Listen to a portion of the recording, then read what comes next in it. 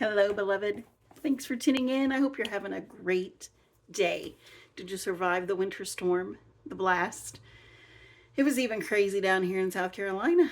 Um, yeah, but thankfully, we didn't go days without power. That's a blessing. We did lose power for about 4 hours, and then thankfully it was restored. So I was especially grateful for that. We got a lot of ice our way, and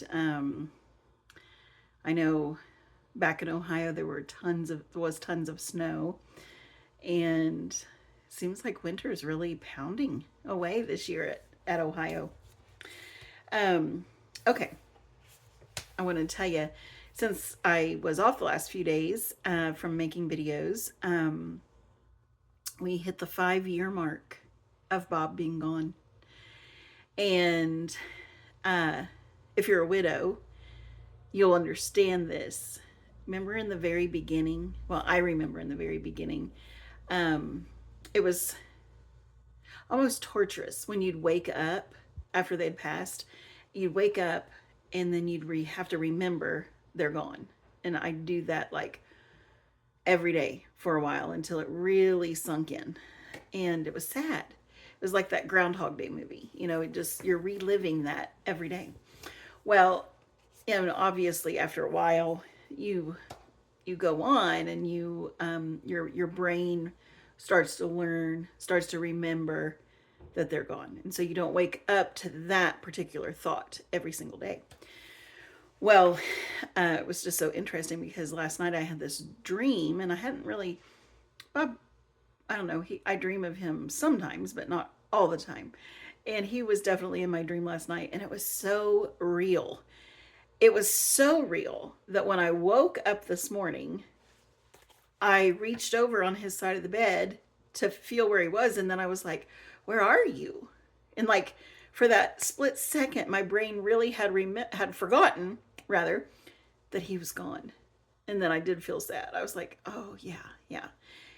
I tell you that to say like I never dreamed that would happen, and 5 years later, but it did. And the dream was so good. It was really nothing special. It didn't seem to be. We were at this crowded place and we were going to see a movie, and I couldn't think of the name of the movie and blah blah blah. But the comfort part of the dream was that it was just normal. It was a normal, things felt normal. So, anyway, I don't know. I thought I'd share that with you just because I wonder if you are widowed. Are you still dreaming? Do you still wake up feeling sad? I want to encourage you. For me, now 5 years as a widow, uh, that would be a rare occurrence that I would wake up and for having forgotten. So stick with it. Hang in there. One breath at a time. One breath at a time. Uh, I want to talk to you a little bit about what I think. I'm going to start with. This is a very short book. If you'd like to order one, I encourage you to do so. The World Turned Upside Down. Finding the Gospel in Stranger Things. Have you watched the show Stranger Things? We started watching that. I think it had already been out a little while, but we started watching that in 2019. We had an exchange student with us for 4 months, and wasn't really finding a lot to connect with this girl about. She really didn't blend well with our family. We didn't really find her very interesting, and it was a really hard season to have her. The reason we decided to host an exchange student anyway was because when I was in high school, we hosted a French exchange student for a month in the summer and had a great experience. We just had a good time. We clicked, and it was a good thing. And there were others in my school who had hosted, and then there were others in my school who had gone, and it was always a good experience. However, this particular girl that came to us, it was not a good experience. It really wasn't. The first girl we were to get, she didn't come because she had some really inappropriate things on her birthday cake. Her birthday cake happened to have been on 9/11, and she had pictures on there that would have been celebratory for what the United States experienced on 9/11. So I brought it to the attention of the company that we were with for exchange students, and I was like, no way, no way is she coming, and she should be made an example for the company. Like, absolutely not. So anyway, long story short, we got switched to another girl, and we weren't really clicking very well. However, I wanted to click. I wanted to try and find some connecting point with her, because I was about the kingdom. You never know if that's the only opportunity you're going to have with this person, and you want to make it count, right? So we started watching Stranger Things, and it really was pretty good when you're looking at it through a different lens. So one of our favorite authors, scholars, is Dr. Michael Heiser. I've spoken about him before. Well, he wrote this little book. It's very short. So it's like 130 pages. So I encourage you to order a copy and read through it with me, and see what you think. When Bob and I first, in my Bible study at the time, we started reading his works, and at the time, I was like, it was so different than what I had ever been, my train of thought regarding scripture. And at first we were like, is this blasphemy? But then as I kept reading, it was like the veil was being lifted, and I was seeing all throughout scripture the supernatural. Remember, I've said before, that's really what makes this all so fun. God is fun, you guys. Well, anyway, this particular book, Finding the Gospel in Stranger Things, kind of goes along with the TV show, the series of Stranger Things. And if you're like me, I was from the 80s, so I love the music in that. I love the playbacks of everything. I want to just read you, starting with Acts 17, 2 through 7. And Paul went in, as was his custom, and on 3 Sabbath days he reasoned with them from the scriptures, explaining and proving that it was necessary for the Christ to suffer and to rise from the dead, and saying, this Jesus whom I proclaim to you is the Christ. And some of them were persuaded and joined Paul and Silas, as did a great many of the devout Greeks, and not a few of the leading women. But the Jews were jealous, and taking some wicked men of the rabble, they formed a mob, set the city in an uproar, and attacked the house of Jason, seeking to bring them out to the crowd. And when they could not find them, they dragged Jason and some of the brothers before the city authorities, shouting, these men who have turned the world upside down have come here also, and Jason has received them. And they are all acting against the decrees of Caesar, saying that there's another king, Jesus. Okay, so we'll do the preface today, and then we're going to talk a little bit about it and be done. The first season of Stranger Things premiered on July 15th, 2016. I didn't start watching it until 2019. There was no fanfare, no breathless anticipation generated by advance hype. Like other projects, the show was a Netflix experiment. 8 episodes later, it had exploded into an international sensation. Stranger Things transports viewers back to 1983, more than a lifetime ago for many of the show's most devoted fans. Ronald Reagan was the president of the United States. The Washington Redskins won the Super Bowl. Yes, that actually happened. Return of the Jedi was the highest grossing movie of the year, which meant that Star Wars was already 6 years old. The Mario Brothers Nintendo arcade game debuted.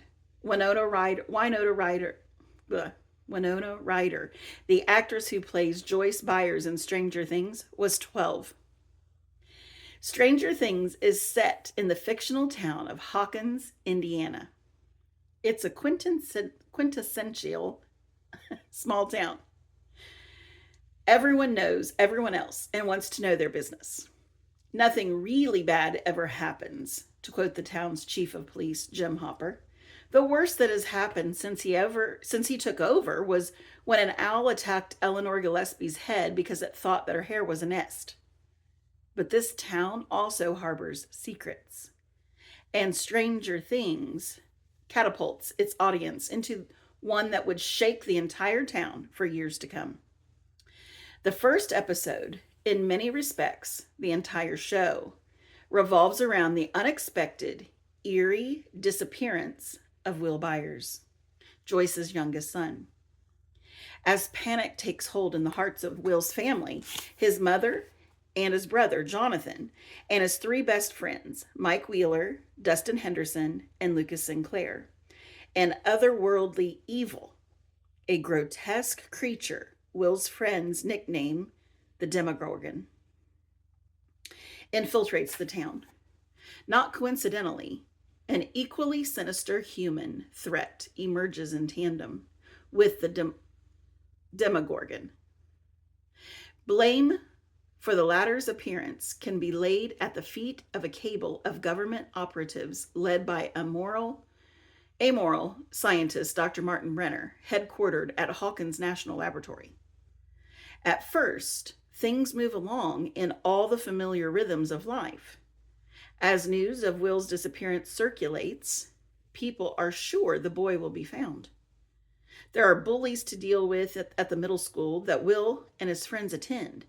Nancy Wheeler, the sister of Will's friend, Mike, plots to deceive her parents for some unchaperoned time with her new boyfriend, Steve Harrington, the epic party boy at Hawkins High School.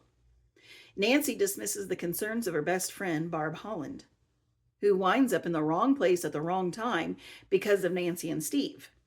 But the settled peace of the oblivious, sleepy town soon dissipates as the search for Will becomes a community project. The search is a tragic failure, save in one respect. It yields the discovery of a peculiar girl with a shaved head who, when asked her name, points to the tattoo on her arm, 011. The boys quickly discover that there's more to her than a hesitancy to speak. 11, or L for short, emerges as the central character of the series. As viewers suspect from the outset, she isn't your run-of-the-mill preteen girl. Her presence and her powers will forever alter the lives of those who know her. She is the key to understanding the real purpose of Hawkins National Laboratory, Austin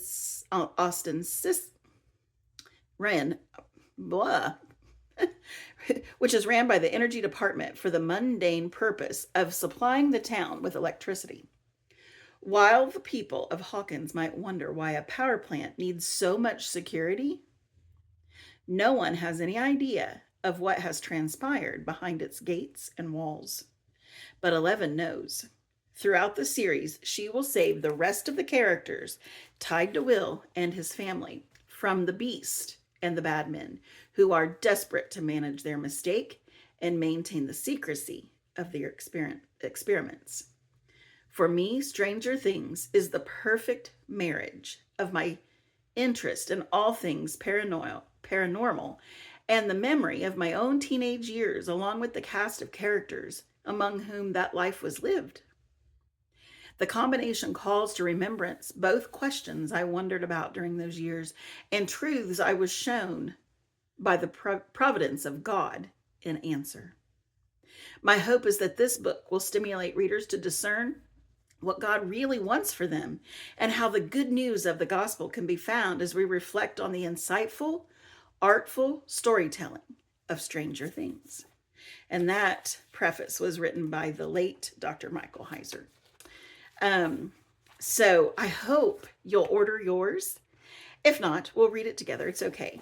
But I think it's really exciting. And yeah, so I wonder, have you already watched Stranger Things? Did you finish it? What were your thoughts? I still have one last piece to watch, and I'm going to do that today, I think. So that's my gift for you today. Go read Acts as well. See you tomorrow.